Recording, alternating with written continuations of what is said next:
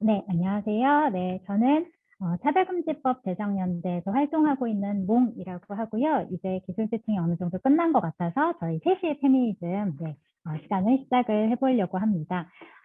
지금 오늘 그 3시의 페미니즘이 이제 온라인 농성을 시작하고 나서 6번째로 진행되는 시간인데요. 오늘의 주제는 비밀 아닌 비밀, 성별 임금 격차에 대해서 세 분의 이야기 손님을 모시고 이야기를 나눠보려고 합니다. 사실 오늘 이제 성별 임금 격차라고 하는 이 주제만큼 이 3시의 페미니즘이라고 하는 타이틀하고 어울리는 주제가 없을 것 같습니다. 오후 3시에 이 프로그램의 진행 이제 시간을 잡은 것도 사실 성별 임금 격차에 항의하면서 시작된 여성들의 이제 3시 퇴근과 파업 이것을 기억하면서 이제 3시에 저희가 페미니즘과 관련된 이제 여러 주제들을 잡고 집회를 진행을 하고 있는데요. 오늘은 이제 그것의 시작점이라고 할 수 있는 성별 임금 격차에 대해서 좀 이야기를 나눠 보려고 합니다. 간단하게 좀 성별 임금 격차에 대해서 이제 여기 관심 있으신 분들이 더 들어와 계시겠지만 어떤 기획 취지에서 좀 이제 진행이 된 건지 간략하게 좀 설명을 드리려고 합니다.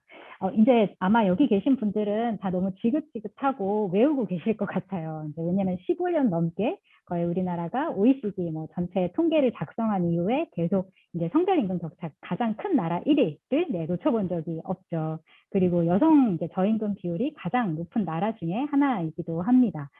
이런 이 타이틀을 가지고 1위를 놓치지 않고 있는 건 정말 진짜 불명예스러운 일이고 불평등을 계속 고착화시키는 정말 대표적인 사례일 텐데요. 언론에서도 사실 이제 성별임금 격차에 대해서 오랫동안 꾸준히 많이 다루어져 오긴 했지만 사실 저희가 타이틀로 잡은 비밀 아닌 비밀이라고 하는 말처럼 이 임금에 대한 문제가 공공연하게 논쟁적인 주제로 그다음에 한국의 불평등을 되게 전면적으로 드러내는 이슈로 많이 이야기되고 있지는 못한 것 같습니다. 저희가 이 임금의 문제가 이제 고용 영역에서 어떤 위치를 차지하고 있는지에 대해서 충분히 이야기해보지 못한 이제 부분도 있을 텐데요. 왜냐하면 그만큼 이제 성별 임금 격차가 여러 가지 이제 뭐 노동 시장에서의 요인들이 이제 복합적으로 작용해서 연속적으로 나타나는 이제 대표적인 차별이기 때문인 듯합니다. 오늘은 이제 이거에 대해서 가장 맨 앞에 선두에 서가지고 이제 싸우고 계시는 연구자와 활동가 그리고 이제 노조 활동을 하고 계신 이제 활동가 분들을 모시고 이야기를 나눠보려고 하는데요. 단순히 이제 저희가 차별을 드러내는 것뿐만 아니라 이제 이런 현실을 어떻게 바꿀 수 있는지에 대한 이야기도 이제 세 분의 이야기를 통해서 오늘 저희가 함께 들을 수 있게 되기를 기대합니다. 네, 우선은 세 분의 패널을 조금 소개해 드리려고 하는데요. 첫 번째 패널로 이제 와주신 분은 이제 배진경님인데요. 잠깐 마이크를 켜고 한번 소개를 해주시고 오늘 이야기에 대한 기대 이런 거 잠깐 나눠주시면 감사하겠습니다. 예, 안녕하세요. 저는 한국여성노동자회에서 일을 하고 있고요. 한국여성노동자회는 지금 한 30년 넘은 단체고 지금 차별금지법 제정연대에 함께 하고 있고 또 성별임금 격차 해소를 위한 활동에 앞장서고 있습니다. 네, 반갑습니다, 여러분. 네, 저희가 올해 어쨌든 차별금지법의 의미를 이제 고용 영역에서 많이 이렇게 가시화하면서 드러내면서 특히 이제 노동에서의 성차별 이런 이슈들에 굉장히 많이 집중을 하고 있는데요. 그때마다 여성 노동자회가 이제 쌓아왔던 그런 투쟁과 연구의 활동 속에서 굉장히 많이 지지와 도움을 받고 있는 것 같습니다.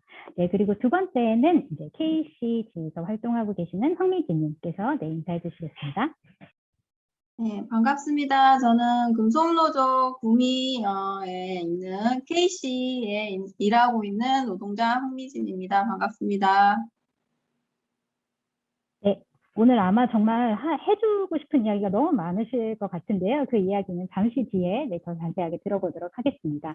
네, 그리고 반갑게 찾아주신 이제 이야기 손님인데요. 김난주님께서도 소개해 주시죠. 안녕하세요. 여성정책연구원에서 일하고 있는 김난주라고 하고요. 우리 몽 선생님께서 선두에서 싸우는 사람이라고 이렇게 너무 큰 타이틀을 주셔서 감사합니다. 앞으로 더 열심히 가열차게 싸우겠습니다. 오늘 이 자리에 함께해 돼서 너무나 반갑고 영광입니다. 감사합니다. 네, 세 분의 패널 분들 그리고 이제 이 주제에 관심 가지고 온라인 농성 집회에 함께 해주고 계신 분들 모두 감사하고요. 저희가 좀 크게 두 가지 파트로 나눠서 이야기를 진행을 해보려고 하는데요. 우선 이 성별 임금 격차 것과 지금 현실이 어떤지에 대해서 저희가 정확하게 현실을 파악해야 그거에 대한 이제 대응이나 싸움도 가능하겠죠. 이거에 대한 이야기를 조금 나눠보려고 하는데요.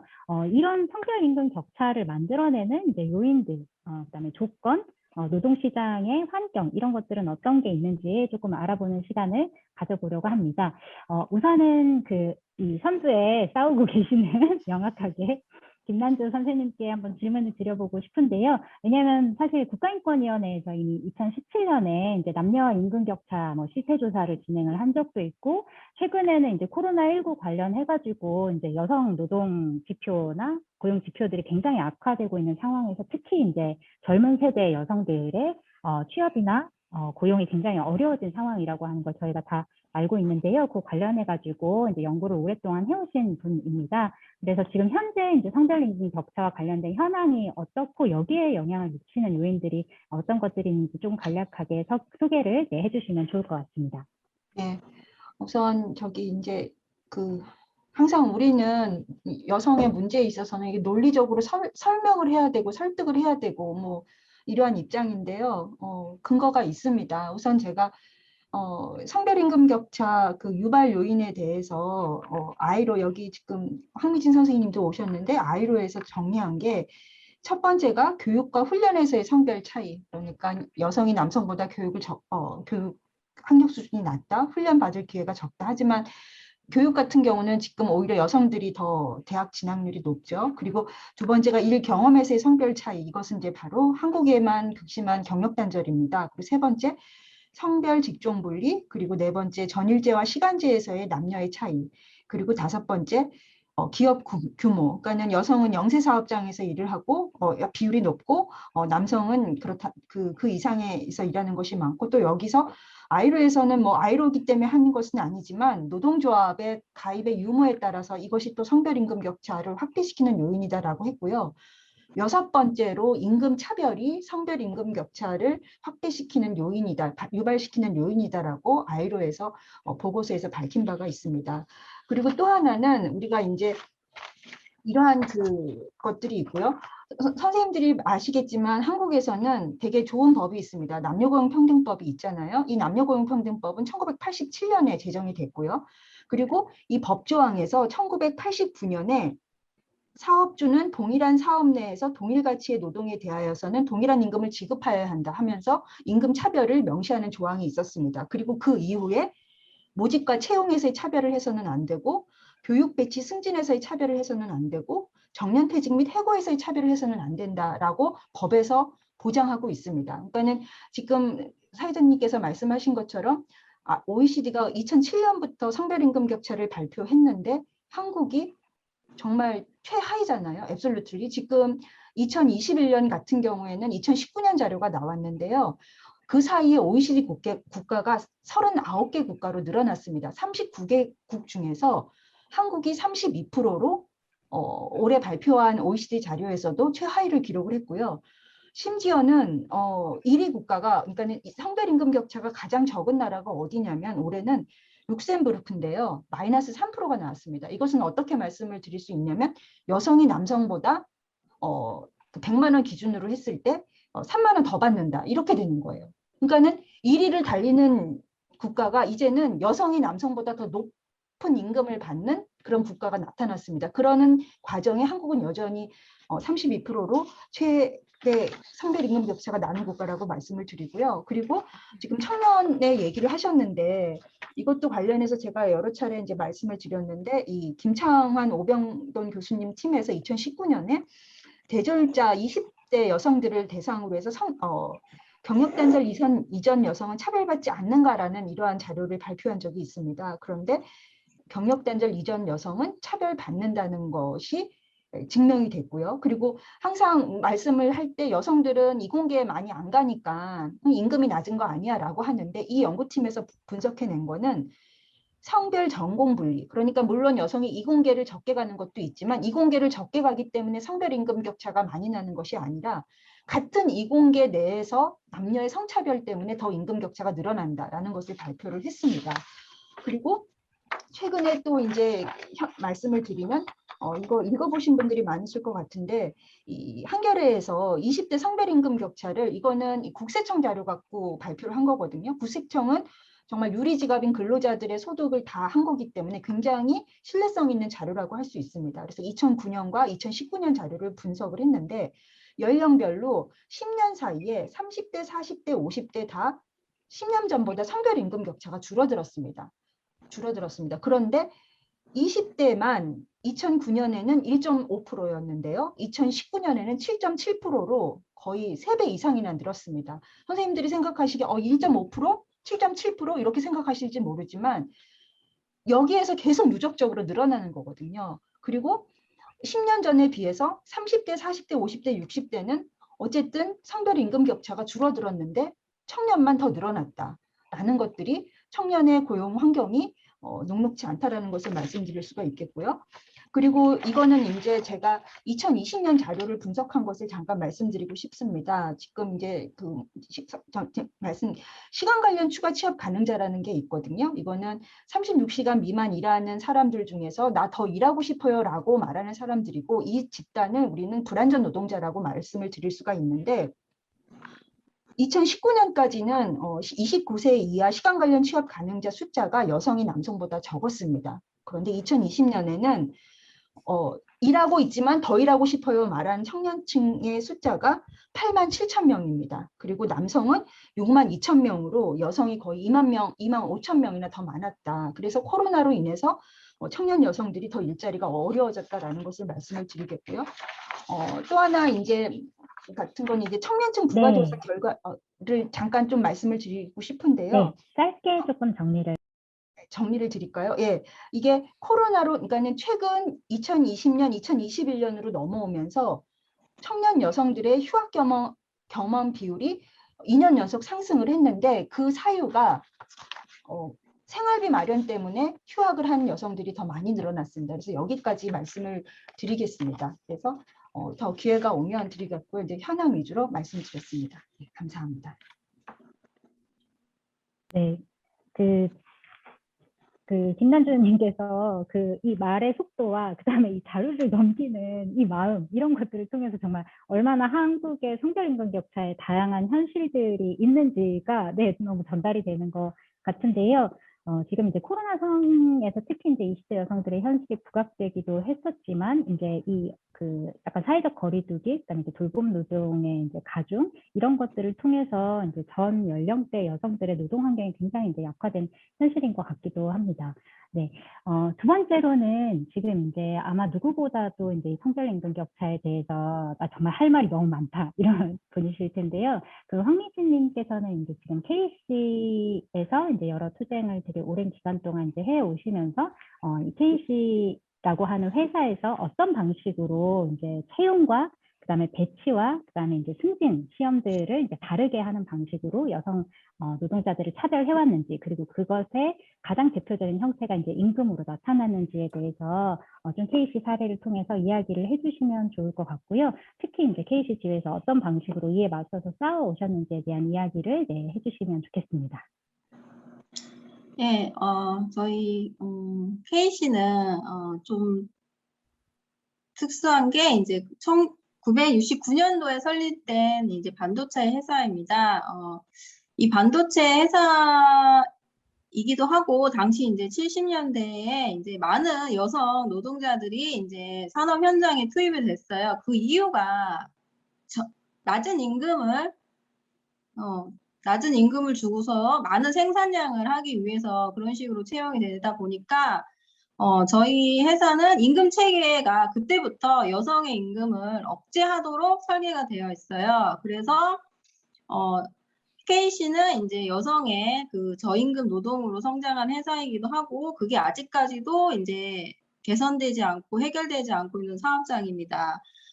그래서 채용부터 이제 남성과 여성은 차별을 받고 있어요. 그러니까 같은 고등학교 졸업생인데도 남성은 공업고등학교를 나오면 J2부터 시작을 하고 여성은 같은 공업고등학교를 나와도 무조건 J1으로 시작을 하는데 왜 여기서 이제 채용부터 차별이 발생을 하고 그 등급이란 게 있습니다. 그래서 저희는 그 등급이 임금을 결정짓는 가장 중요한 요소인데요. KC에는 이제 6개 정도의 등급이 있어요. J1, 2, 3 등급이 있고, 그 다음에 S4, 5, 그 다음에 뭐 관리직, 뭐 과장급의 등급이 있는데, J 등급이 호봉이 52호봉까지 있고, 각 호봉마다 임금 격차가 나게 설계가 되어 있습니다. 그래서 시작을 어느 등급에서 하는지에 따라서 굉장히 임금을 격차가 크게 벌어질 수밖에 없는데 J1, 2, 3에서 여성은 머물고 남성은 S4, 5까지 승급을 하게 됩니다. 근데 J와 S가 임금이 격차 되게 크게 설계가 되어 있어요. 근데 K씨는 단 한 명의 여성도 S등급으로 승급을 하지 못했어요. 지난 50년 동안. 그 이유가 S등급은 임금을 좀 많이 가져가기 때문이고 여성은 단순 직종의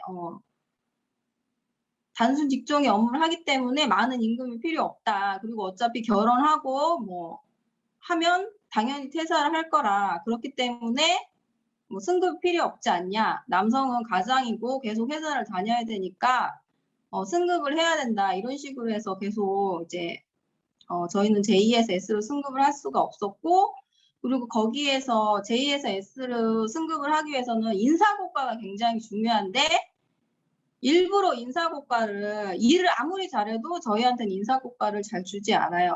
좀 남성보다도 일을 잘해도 여성은 좋은 고과를 받지 못하기 때문에 승급도 할 수 없고, 이렇게 하다 보니까 결국에는, 이제 10년 차가 되고 나서 보니까 저보다 늦게 입사한 한 3, 4, 5년 차 남성이 저보다 월급이 1,000만 원씩 차이가 나기 시작을 하는 거예요. 그런 문제가 발생을 했고 심각한 차별이 있다라는 걸 느꼈죠. 그렇지만 개인적으로 문제를 해결하기는 좀 어려웠어요. 그러다가 이제 저희가 노동조합으로서 이제 투쟁을 하다 보니까 이제 이래서는 안 되겠다. KC의 많은 노동자들한테 필요한 게 뭔가 이런 걸 찾기 시작을 했고, 그럼 임금 체계부터 바꿔야 되겠다. 임금 체계 자체가 차별적으로 설계되어 있기 때문에 이거부터 바꿔보자. 라고 해서 저희가 이제 수십 년의 자료와 그리고 저희 조합원들의 급여를 다 비교를 해서 이제 단일 호봉제라는 임금 체계를 만들어냈어요. 근데 그 임금 체계를 만들어냈는데 그 과정에서 남성 노동자는 전혀 임금이 오르지 못하게, 그러니까 당장은 남성 노동자한테는 별로 득이 없는 그런 임금 체계였는데 우리 노동조합의 이제 남성 동지들과 간담회랑 그리고 설득 과정을 통해서 이런 임금 체계를 바꿔서 회사의 차별을 없애는 것이야말로 우리가 안전하게 노동을 할 수 있는 거다. 결국에는 모두를 위한 것이다. 그리고 여기서 여성 임금을 이제 차별을 하면서 남성 임금까지도 오르지 못하게 하는 그런 것도 회사가 하고 있었거든요. 그러니까 여성과 남성의 임금을 차별해서 결국 남성 동지들도 임금이 오르지 못하는 구조로 만들어져 있기 때문에 그런 것들은 바꿔야만 우리 모두가 이제 노동자 모두가 임금 인상에 효과가 있다. 그래서 임금 체계를 바꾸고 그 다음에 차별이 있다는 거 적극적으로 알리고 그 다음에 그리고 저희가 일단은 인권위에 진정도 넣게 되었습니다. 인권의 진정 넣는 과정에서 가장 힘들었던 거는 자료를 만드는 것이었어요. 왜냐하면 모든 인사권이 다 회사에게 있기 때문에 저희가 할 수 있는 게 굉장히 힘들었습니다. 차별도 억울한데 이것을 입증하는 과정이 힘들었고 그리고 인권위에서 한 1년 반 정도를 이제 기다렸다가 저희가 결국에 인권위는 남녀 차별이 있다라는 얘기를 들었습니다. 그리고 그런 결과를 받았고 그래서 이제 그것을 바탕으로 해서 저희가 노동부에 남녀 차별이라고 이제 노동부에 뭐 고소를 했는데 노동부는 차별이 없다고 또 판단을 내린 거예요. 그래서 차별이 없다고 판단해서 검찰에 무혐의로 송치를 한 거죠. 근데 그것을 받은 검찰이 또 남녀 차별이 없다 이런 판단을 내렸어요. 그래서 인권위에서는 차별이 있다고 하는데 검찰은 없다고 하고 정말 우리나라에서 차별을 인정받기가 너무나 어렵다는 것을 이제 많이 느꼈고, 그래서 지금 저희가 이제 각종 소송을 진행 중이고, 그래서 이 문제를 해결하기 위해서 아직까지 끊임없이 이제 조합원들하고 토론하고 막 알리고 하면서 이제 해결하는 노력을 하고 있습니다. 네, KEC의 투쟁이 사실 이제 이 사안을 관심 갖고 바라보는 이제 다른 사람들에게도 굉장히 중요한 이제 사례가 되고 있다는 생각이 드는데요. 애초에 정말 그냥 임금 요 하나만 딱 해서 차별이 일어나는 게 아니라 채용 때부터 그냥 여성을 남성 노동자하고 다르게 이제 최하의 직급으로 채용하고 승진에서도 이제 교육 훈련의 기회를 제공하기보다 그냥 아예 이제 뭐 경정비 역량이 없다거나 이제 능력이 없다는 방식으로 이제 낮은 뭐 이렇게 승진해서 기회도 이제 주지 않고 특히 이제 임금에서 아까 말씀하신 대로 여성 노동자의 임금을 저임금으로 이렇게 딱 고정시키면서 이제 모든 노동자, 남성 노동자를 포함한 노동자의 임금을 그냥 저임금으로 이렇게 고정시키는 효과를 사실 이걸 통해서 이익을 이제 계속 회사가 누려왔던 것 같아요. 근데 저희가 차별금지법을 이야기할 때 이제 고용 영역에서 가장 중요한 의미 중에 하나로 이제 이 차별에 맞서서 싸우려고 하는 사람들에게 이 사람들이 차별과 관련된 자료를 회사에 이제 청구를 하거나 요청을 하면 그 회사는 이 정보를 이제 공개하도록 하게끔 하는 조항이 포함되어 있는데요. 이 입증 책임을 누가 질 것이냐, 이것을 실제로 KC 투쟁을 할 때 너무 힘들었다, 이 자료를 만드는 게 이제 힘들었다는 말씀을 해주셨는데 아마 이제 차별금지법이 제정되는 것이 그런 의미가 또 있지 않을까 이런 생각이 들기도 합니다. 네, 그러면 다음으로 세 번째 질문을 이제 배진경님께 좀 드리고 싶은데요. 이제 노동 현장에서 이제 실제로 또 싸우고 계시는 분들도 계시지만 이제 운동에서도 이 성별 임금 격차를 해소하기 위해서 굉장히 오랫동안 이제 전통적인 주제로 다루면서 대응을 해오고 있었는데요. 이제 15년째 당연히 이제 성별 임금 격차가 1위인 국가이기도 하지만 그 안에서 이제 여성들이 굉장히 오랫동안 싸워왔던 이제 투쟁도 있을 거고 변화시킨 것도 있다는 생각이 듭니다. 네, 좀 우리가 어떤 변화를 만들어 왔는지, 어떤 건 근데 여전히 좀 과제로 남아 있는지 이런 이야기를 네, 좀 나눠주시면 좋을 것 같아요. 네. 먼저 이제 성별 임금 격차가 어떻게 만들어지는가라고 하는 것에 대해서 우리가 좀 주목을 해볼 필요가 있습니다. 그러니까 성별 임금 격차는 노동 현장에서 벌어지는 모든 차별의 총합의 결과라고 이해를 하시면 돼요. 근데 이게 솔직히 말하면 어떤 한 부분을 고친다고 해가지고 뭔가 딱 결정이 나는 게 아니거든요. 답이 하나가 아니에요. 사실은 이제 채용부터 시작된 성차별이 업무 배치 과정에서 그리고 승진에서 그리고 나중에 퇴직에 이르기까지 전 과정에 걸쳐서 차별이 요소요소에 박혀 있습니다. 그 모든 차별들이 결국에는 이제 성별임금 격차로 귀결이 되는데 사실 제가 지금 채팅창에 그림을 하나 공유를 해드렸어요. 이 그림을 한번 보시면 정말 분노 게이지가 확 올라가실 거예요. 이게 2019년도에 성별 연령별 그 월임금 총액이라고 하는 그래프거든요. 근데 그래프에서 보시다시피 여성이 평생에 걸쳐서 가장 높은 임금을 받는 나이가 35세에서 39세예요. 그러고 난 다음에 여성들의 임금이 뚝 떨어집니다. 반면에 이제 남성들 같은 경우에는 이제 50에서 54세까지 이제 임금이 쭉 올라요. 최고로 내 평생에서 가장 높은 임금을 받는 나이가 50에서 54세거든요. 이게 뭘 의미를 하냐면은 남성들 같은 경우는 이제 평생의 어떤 경험을 쌓고 경력을 쌓는 것들을 다 인정을 받으면서 그것이 임금에다 반영이 된다라고 하는 얘기거든요. 지금 KC 황미진 선생님께서 얘기를 하시는데 그 얘기가 뭐냐면은 이제 채용에서부터 차별이 시작이 되는 거잖아요. 그러고 나서 이제 결과적으로 이제 임금이 더 이상 올라갈 수 없는, 그러니까 승진을 할 수가 없는 그런 체계와 맞부딪히게 되는 거예요. 근데 이제 저희가 이 성별임금 격차라고 하는 문제를 갖다가 프레임으로 만들어가지고 문제 제기를 시작을 했던 거는 사실 2017년도부터였습니다. 이게 왜 그랬냐면은 사실 모든 문제들에 대해서는 뭔가 대안을 가지고 이 문제를 해결을 해라라고 요구를 할 수밖에 없잖아요. 근데 성별임금 격차 같은 경우는 모든 걸 바꾸어라라고 하는 요구를 할 수밖에 없거든요. 그렇기 때문에 너무 거대한 문제라서 저희가 차마 이 문제를 얘기를 하기는 어려웠다라고 하는 말씀을 드리면서 아까 김난주 박사님께서 말씀하셨잖아요. 87년도에 남녀고용평등법이 만들어졌는데 89년도에 동일가치노동 동일임금 조항이 들어왔다라고 얘기를 하셨어요. 사실은 남녀고용평등법이 맨 처음에 만들어질 때부터 문제가 있었던 거죠. 동일가치 동일임금에 대한 조항 자체가 없었다라고 하는 거예요.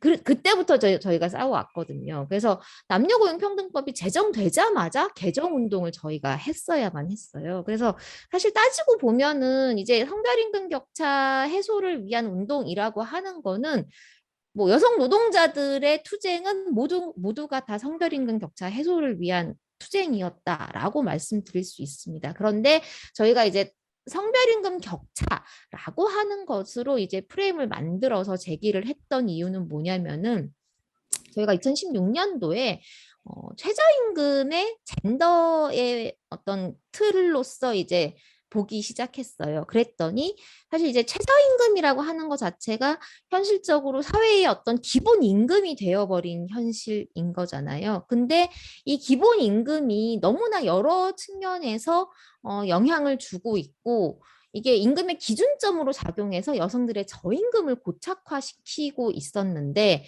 이거를 갖다가 우리가 최저임금을 올려야 된다라고 하는 이야기만으로는 사실은 이 임금의 어떤 저임금이 해결될 수 없다라고 하는 판단 아래서 그렇다면 우리가 무엇을 요구를 해야 할 것이냐라고 하는 고민 끝에 이제 성별임금 격차라고 하는 문제를 얘기를 시작을 해보자라고 해가지고 2017년부터 저희가 이제 세시스탑이라고 하는 어떤 행사들도 시작을 하면서 이 성별임금 격차 문제에 대해서 얘기를 시작을 했던 거거든요.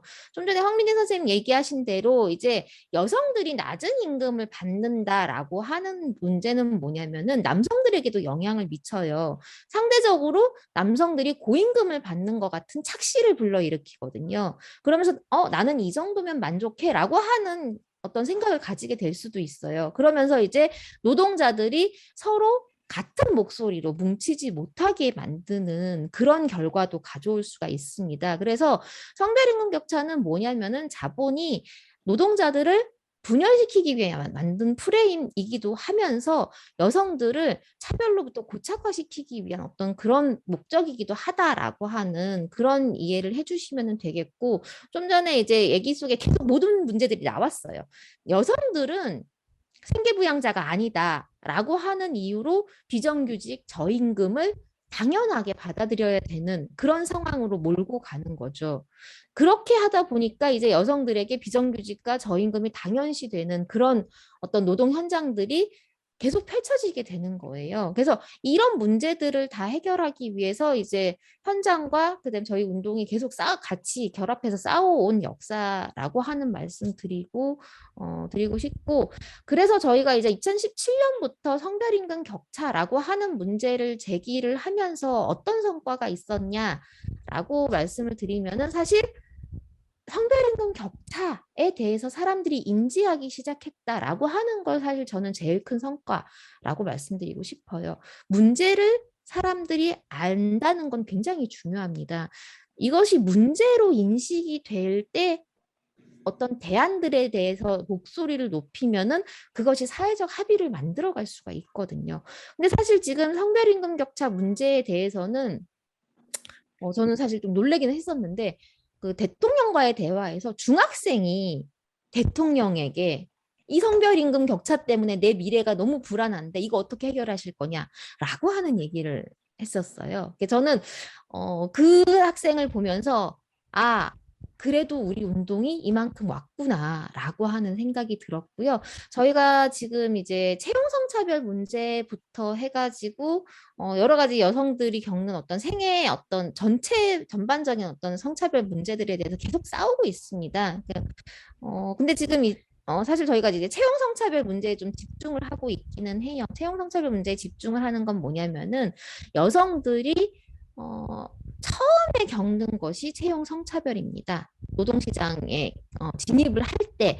근데 맨 처음에 어떻게 진입을 하느냐에 따라서 노동생애가 다 결정이 돼버리게 되는 구조를 우리 사회는 갖고 있어요. 그렇기 때문에 애초에 이제 노동시장 진입 자체에서부터의 차별을 없애는 문제가 되게 중요하다라고 생각을 하기 때문에 저희가 지금 채용성차별 철폐 공동행동을 만들어서 연대로 계속 싸우고 있는 과정이기도 합니다. 그래서 지금 이 부분에서 사실 네. 저희가 이제 차별금지법과 만나는 지점들이 있었어요. 예.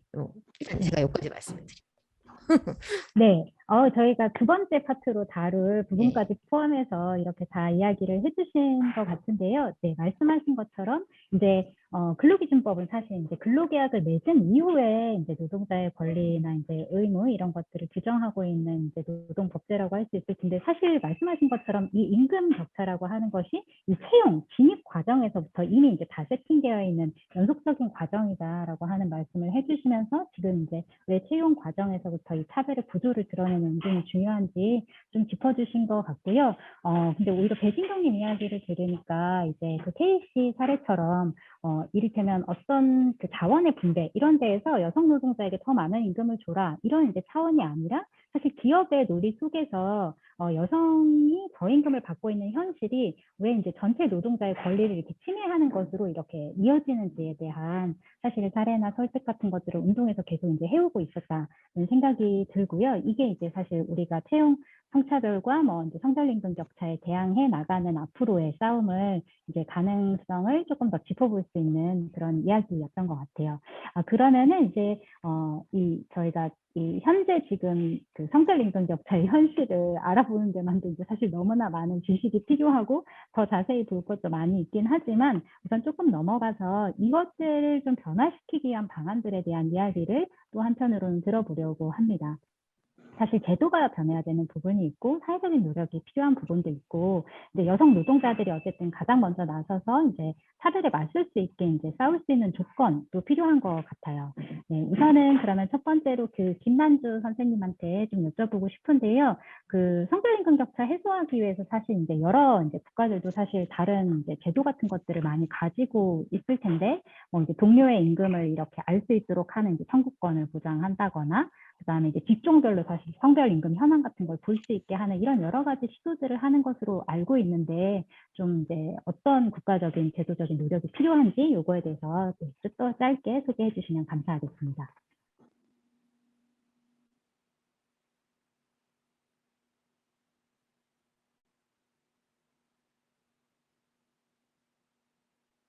선생님 마이크를 켜고 이야기를 해주세요. 네.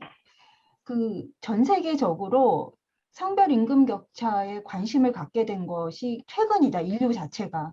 그런 것을 말씀을 드리고요. 2007년부터 OECD에서 발표를 하면서 이제 각국이 이것을 줄이기 위한 노력들을 하고 있었는데요. 그러니까는 뭐 영국이나 오스트리아는 2010년, 11년에 이러한 그 임금 공개에 대한 그 제도를 만들었고요.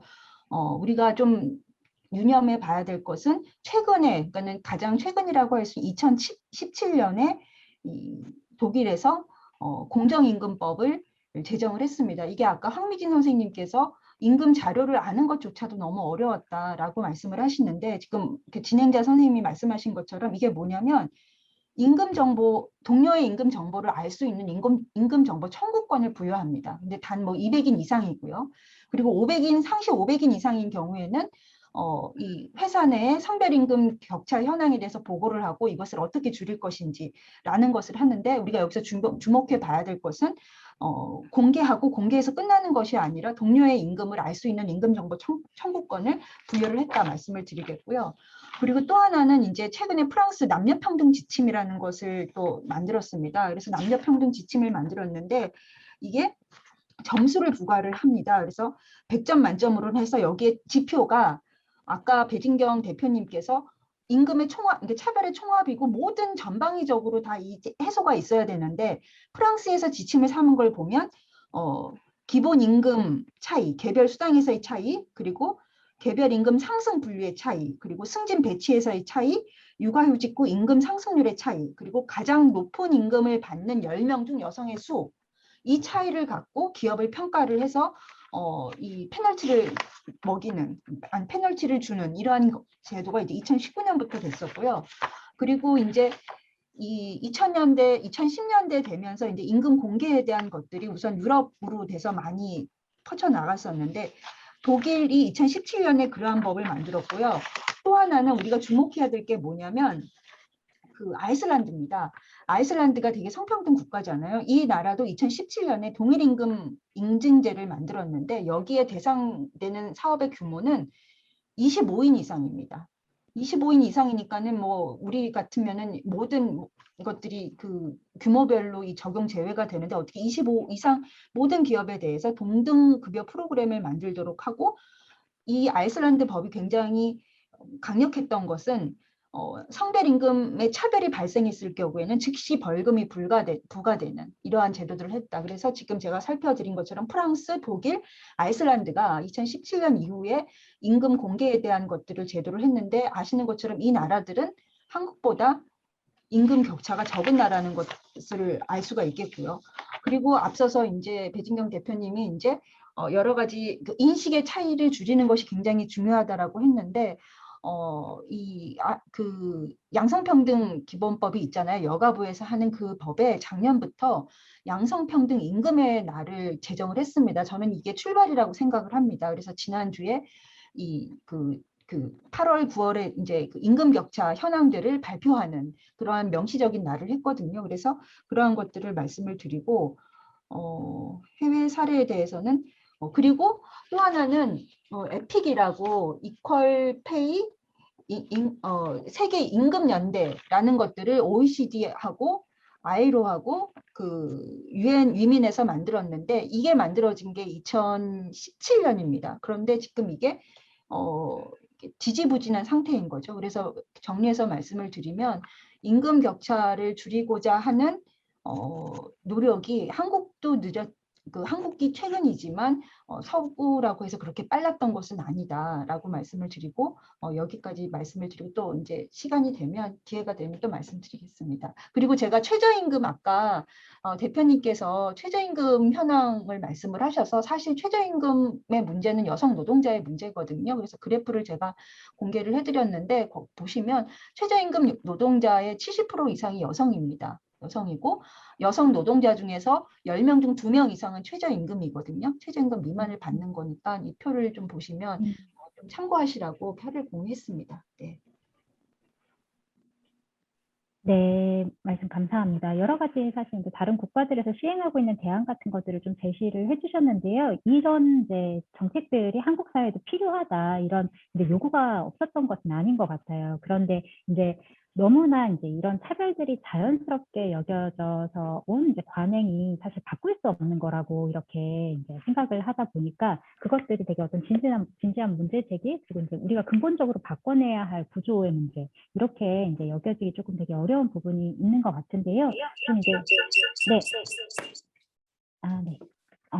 그러면 이제 이런 사실 사회 변화를 위해서 이제 뭐 여성운동에서도 이제 굉장히 많은 노력들을 해왔었는데 사실 왜 저희 성별 임금 격차 얘기할 때 이제 남성의 임금을 100을 받는다고 하면 여성은 뭐 60에서 65를 받는다 이런 이제 대비를 많이 하잖아요. 근데 실질적으로 여성 노동자의 대다수가 비정규직이고 그것을 따져봤을 때 65를 받는 게 아니라 38을 받고 있다. 이제 이런 문제 제기를 프레임을 딱 잡아서 이제 해줬던 것도 이제 여성 노동에 대해서 문제 제기해왔던 운동인 것 같은데요. 좀 사회적으로 어떤 변화가 필요한지 정책적 과제 뭐가 있을지 이런 것도 좀 짧게 다시 한번 짚어주시면 좋을 것 같아요.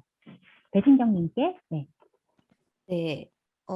좀 전에 지금 몽님께서 말씀하셨다시피 사실 이제 일제시대 때 조선인 여성 노동자의 임금이 일본인 남성 노동자의 25%에 불과했었어요. 근데 오늘날에 정규직 남성 노동자 임금 대비 비정규직 여성 노동자의 임금이 37.7% 정도밖에 되지 않거든요. 근데 보세요. 사람들은 일제시대 때 조선인 여성 노동자가 그 정도의 임금을 받았다라고 하면은 분노해요. 근데 비정규직 여성 노동자가 그 정도의 임금을 받는다라고 한다면 별로 반응이 없어요. 근데 제가 볼 땐 그건 두 개는 다르지 않거든요. 이게 차별이 무엇 때문에 발생하고 있느냐라고 하는 거가 다를 뿐인 거지 사실은 대한민국에서 살고 있는 여성들은 계속적으로 차별받아왔고 그 차별 속에서 삶을 이어왔다라고 하는 겁니다. 근데 이거를 갖다가 어떻게 바꿀 수 있을 것이냐라고 하는 거는 사실은 좀 전에 김난주 박사님께서 말씀하신 모든 것들이 다 우리나라에 시행이 되면 참 좋겠어요. 근데 이제 저희가 되게 작은 거 하나라도 요구를 하면 정부가 항상 이렇게 얘기를 해요. 기업들이 반대한다. 기업들이 그걸 다 어떻게 해내냐. 이런 식으로 얘기를 하는데요. 솔직히 말씀드리면 아동노동이 금지됐을 때도 기업들이 이 법 통과되면 우리 다 죽는다라고 얘기했어요. 그리고 기억나세요, 여러분? 최저임금 오르면 기업들 다 죽는다라고 얘기했는데 죽은 기업 별로 없어요. 그리고 주 5일제가 시행이 됐을 때 또 기업들 똑같은 얘기 했습니다. 안 죽잖아요. 오히려 기업들은 사내 유보금이 정말 산처럼 쌓여가고 있어요. 그리고 최고 경영자들의 임금은 날로 높아져만 가고 있고 거기서 얻는 불로소득들이 엄청나게 이제 많아지고 있는데 여성 노동자들의 삶은 오히려 후퇴하고 있다는 거죠. 작년 코로나 때문에 비정규직 여성 노동자의 임금이 그 전년도에 비해서 오히려 더 낮아졌어요. 월평균 임금이. 이게 무슨 얘기냐면 여성 노동자들이 더 이상 살기 어렵다라고 하는 얘기인 거예요. 자, 근데 그러면은 우리가 뭘 해야 되느냐? 근데 저는 일단 제일 중요한 거는 사실은 여성이 돌봄 전담자다라고 하는 인식 자체를 깨는 게 중요하다고 봐요. 왜냐면은 이 인식 때문에 남성은 생계 부양자고 여성은 돌봄 전담자다라고 하는 이 인식 때문에 여성들이 면접 자리에 가가지고 내가 세우지도 않은 인생 계획을 면접관들이 강요를 해요. 너는 분명히 미래에 결혼을 할 거고 아이를 낳을 거고 돌봄 전담자가 되어서 회사에 소홀할 거니까 난 널 뽑지 않겠어. 라고 얘기를 하기 시작하는 거예요.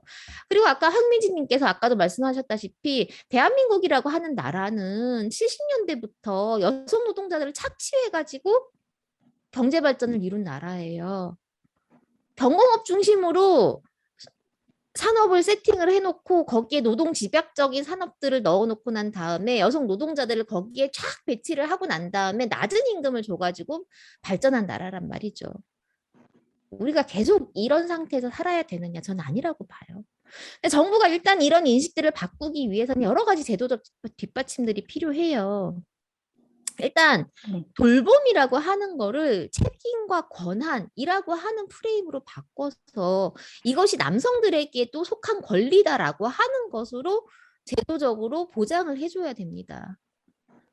그리고 선생님 시간이 얼마 안 남아서 조금 압축적으로 정리를 압축적으로 해주시면 좋을 것 말씀드릴게요. 같아요. 일단 채용 성차별 관련해가지고는 제가 말이 빨라집니다. 채용을 이제 그 지원자 성비 대비 합격자 성비 공개가 필요해요. 그래야지 이 과정에서 차별이 있었는지 없었는지를 알 수가 있습니다. 그리고 이제 어제 남양유업 사태에 대한 기사 혹시 여러분 보셨어요? 남양유업 회장이 직접 지시를 했다고 해요. 육아휴직을 다녀온 여성을 압박해서 자진 퇴사하도록 만들어라 라고 하는 방식으로 이 여성 노동자가 7년째 싸우고 있습니다. 저는 이 문제가 뭘 얘기하냐면은 고용노동부가 제대로 관리 감독을 안 한 거예요. 애초에 기업이 이런 문제들을 발생을 시킬 때 관리 감독을 제대로 하고 엄벌에 처하고 이랬으면은 사태가 이렇게까지 안 왔다고 봐요. 기업들의 인식이 너무 심각한데 그 인식을 바꿀 수 있는 거는 사실은 엄벌주의라고 하는 것들에 대해서 반대하시는 분들도 계시겠지만 그렇게 할 생각 자체를 못하게 해야 됩니다. 법이 좀 저는 약간 제대로 집행이 돼야 되는 거예요. 네. 네. 그리고 네. 선생님, 죄송해요. 저희가 50분 네, 조금 넘어서까지 할 수 있긴 하지만 마무리 시간이 얼마 알겠습니다. 안 남아가지고 네, 너무 하고 싶은 말씀이 많으시죠? 네, 저희가 알겠습니다. 나중에 네, 또 네, 다른 자리를 통해서 네, 모셔보도록 하면 너무 좋을 것 같고요. 이제 어쨌든 여성이 생계부양자라고 하는 위치에 놓이지 못하는 이제 돌봄 이제 의무자라고 하는 이 지위를 사실 이제 변화시키는 것이 굉장히 중요하다. 그리고 채용 단계에서부터 사실은 이제 차별을 인식할 수 있게 하는, 그리고 이것을 아예 하지 못하도록 강력하게 규제하는 어떤 정도 제도적 노력이 필요하지 않겠나, 이렇게 말씀을 해주셨는데요. 사실 너무나 자연스럽게 관행처럼 굳어진 이제 차별, 이런 것들에 대해서 이제 이렇게 여성 노동자들이 현장에서 제일 먼저 이제 말하면서 시작된 것 같거든요. 전 예전에 인터뷰 봤던 것 중에서 성미치님의 말씀 중에서 기억에 남는 게, 그러니까 사실 모든 일상이 좀 당연하다고 생각했던 것 같다. 청소도 여성들이 하는 거, 그다음에 이제 하는 일이 다른 거, 임금을 다르게 받는 거, 이제 돌이켜 보면 이게 이제 당연하지 않은 일들이었다라고 하는 말씀이 좀 인상 깊었었는데요. 이렇게 당연하지 않다. 그리고 나에게도 사실 이제 다른 주장을 할 수 있는 권리가 있다. 이런 이야기들을 이제 현장에서 오랫동안 계속 쭉 해오셨는데, 이렇게 여성 노동자들이 어쨌든 권리를 더 이제 되찾기 위해서 싸울 수 있으려면 좀 어떤 조건들이 필요한지, 네, 이 이야기를 네, 좀 들어보도록 하겠습니다. 미지님께서 네, 말씀해 주시면 좋을 것 같아요. 네, 저는 이제 K씨의 차별을 보면서요, 가장 크게 느꼈던 게 저 스스로도 저를 굉장히 낮게 보고 있다는 것입니다. 어렸을 때부터 하도 뭐 남자는 남자다워야 되고, 뭐 여자는 여자다워야 된다, 이런 얘기만 듣고 있었고, 사회에 나와서도 그 누가 이런 걸 가르쳐 준 적이 없어요. 그래서 제가 깨달은 것은, 이제 뭐 직장 내 괴롭힘과 뭐 성희롱 교육처럼 학교에서부터 뭐 성인지 감수성이라든가 성평등 교육을 꾸준하게 받아서 저희 생각을 바꿔야 된다라고 전 생각을 해요. 한국 사회 이 뿌리 깊은 곳에서 저희가 너무 차별에 익숙해져서 좀 그냥 포기를 많이 하고 사는 것 같아요. 그러면은 그 포기를 하지 않게 하는 방법은 뭐 교육을 통하거나 아니면 계기가 있어야 된다고 생각하는데, 그런 계기를 많이 만들도록 하는 게 노동조합의 역할이라고 생각하고, 노동조합 안에도 굉장히 남성 중심적이에요. 사실은 노동조합 역사 자체도. 근데 그 속에서 이제 임금이나 복지 요구처럼 이제 평등에 대한 것도 저희가 이제 요구로, 이제 사회적 요구로 이제 노동조합 안에서 할 수 있는 방법을 좀 찾아야 될 것 같고, 무엇보다도 저는 가장 중요한 건 이제 노동시간 단축을 통하고 기본적인 제도를 마련하는 요구를 걸고 써야 된다고 생각을 하거든요. 그래야 이제 자본의 착취를 끊어내야 이제 많은 문제가 해결된다고 생각을 하고, 그 동일임금, 동일노동에 대해서 많은 사람들이 굉장히 오해를 하는 것 같아요. 그러니까 동일노동은 똑같이 일을 해야 하는 게 동일 노동이라고 생각하는데, 전 그 생각을 바꾸기 위해서 만약에 현장에 여성이 일할 수 없는 곳에 배치시켜놓고 그 일을 못한다고 얘기를 하거든요. 전 그게 너무 억울해요. 그래서 이제 우리가 일하는 현장에, 그 일하는 곳에 여성을 차별하는 게 없는지 그런 것들을 좀 살펴보고, 그게 노동조합이 그런 문제를 좀 이제 사례를 만들고 했으면 좋겠어요. 왜냐하면 여성이 일하는데 뭐 너무 무거운 걸 갖다 놓고 일을 하라고 한다던가, 이런 것들은 노동조합에서 할 수 있는 문제인 것 같아요. 그래서 이런 것들을 좀 찾고 이제 사례로 만들고 이런 활동을 해서 이제 여성들이 편하게 목소리를 내고 할 수 있도록 해보고 싶습니다. 네. 네. 네, 저희가 50분이 넘었지만 어쨌든 그래도 조금 더 정리할 이야기들이 남아있는 것 같아서요. 몇 분 정도만 더 해보도록 할 텐데요. 아까 김난주 선생님께서 말씀해주신 그 ILO에서 이제 연구를 해봤더니 이제 노동조합의 여부, 혹은 이제 노동조합을 얼마나 이제 사회에서 존중하고 이 목소리에 귀를 기울이는가, 이런 것들이 사실 이제 성별 임금 격차나 성차별, 노동에서의 성차별, 이런 거에 영향을 미친다는 말씀을 이제 해주신 것 같은데, 사실 이 노동조합이라고 하는 게 이제 차별을 같이 인지한 사람들이 우리가 어떤 공통에 놓여 있는 조건을 바꾸기 위해서 이제 함께 싸우기로 결심하고 만든 것이기도 하잖아요. KC 지회가 사실 이제 노조를 파괴하려고 하는 이제 회사 사측이랑 또 싸우면서 또 사업장 내 성차별 이런 이제 이중의 어려움 속에서도 이제 그 투쟁을 계속 이어올 수 있었던 게 이제 사실은 그런 이제 이렇게 함께 싸우기로 한 동료들을 만날 수 있었던 조건인 것 같거든요. 우리가 그 조건들을 어떻게 더 넓혀갈지 노동시장 안에서 그것이 여성 노동자의 권리를 넓히는 길과도 네, 맞닿아 있다는 생각이 듭니다. 그리고 정말 KCC의 투쟁, 계속되는 투쟁을 너무 지지하는 마음이고요. 그런 과정에서 이제 이 성차별 그리고 성별 임금 격차라고 하는 대표적인 차별을 없애 나가는데 이제 고용 영역 특히 이제 이 성차별을 이제 규율하려고 하는 차별금지법이 더 의미 있는 역할을 네, 하게 되기를 저 역시 기대를 하게 되고요.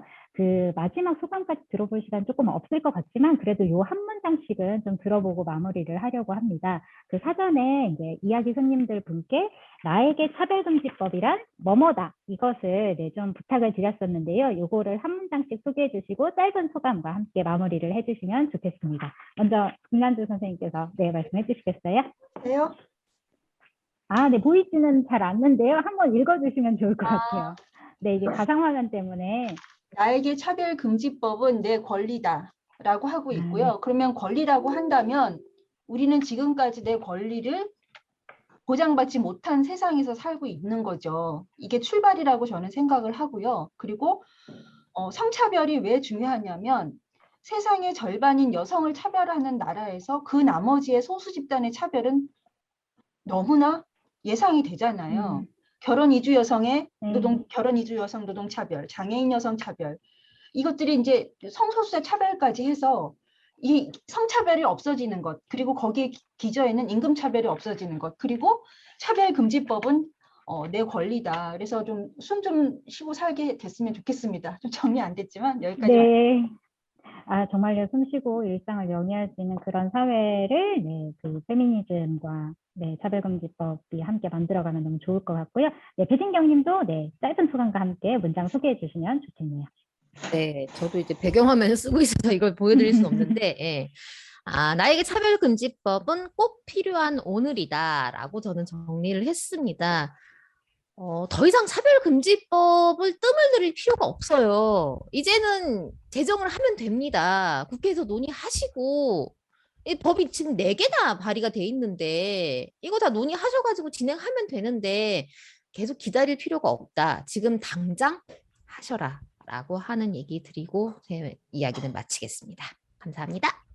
네, 마지막으로 미진 님도, 네, 말씀해 주시겠어요? 저에게 차별금지법은 세상을 바꾸는 열쇠이다. 왜냐하면 지금 세상은 노동자를 착취하고 차별을 해서 사람들을 괴롭히고 정상적인 세상이 아니에요. 그리고 할 수 있는 게 너무 없어요. 오로지 가진 사람들을 위한 세상인데 만약에 차별이 없다면 저는 정말 많은 일들을 해낼 수 있을 거라고 생각해요. 그래서 이 차별금지법은 세상을 바꾸는 열쇠로서 이제 저희에게 필요한 것이라고 생각을 합니다. 네, 감사합니다. 마지막 그 열쇠라고 한 단어가 정말 너무 좋네요. 차별받는 사람들이 할 수 있는 것이 너무나 이렇게 잘 보이지 않는 사회에서 우리가 차별을 변화시켜 나가자, 이걸 해소해 나가자라고 하는 서로의 약속이 평등의 열쇠가 되어서 네, 그리고 일하는 모든 사람들이 이제 평등해질 수 있는 그런 조건들을 지금부터 계속 같이 또 함께 만들어가면 좋겠고요. 그게 성별 임금 격차라고 하는 상징으로 드러나는 이제 노동자들의 권리를 되찾을 수 있을 때까지 네, 계속 함께 해보면 좋겠습니다.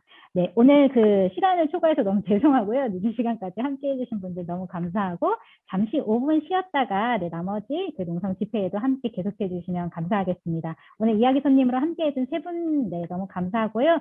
그 박수 치면서 저희가 구호 외칠 시간 없지만 서로 박수를 치면서 화면에서 마무리를 좀 해볼까 합니다. 네, 오늘 너무 감사합니다. 고맙습니다.